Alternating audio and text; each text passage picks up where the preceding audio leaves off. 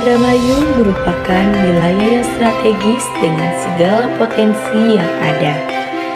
Saya Marsha Zani Zanuni Am dari Kecamatan Arahan bersama Muspika setempat mengembangkan dan memajukan potensi pertanian serta kerajinan anyaman bambu yang sudah diakui oleh daerah untuk dijadikan produk unggul dari wilayah Kecamatan Arahan.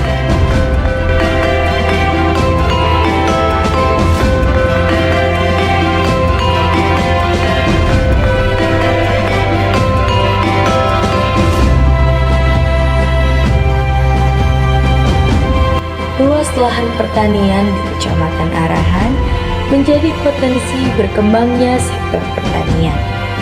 Kerajinan anyaman bambu, hasil warisan budaya setempat yang dikembangkan menjadi barang yang lebih bernilai estetik, sehingga memiliki nilai jual yang tinggi. Bersama Marsha, mari kita jadikan warisan lokal semakin mendunia.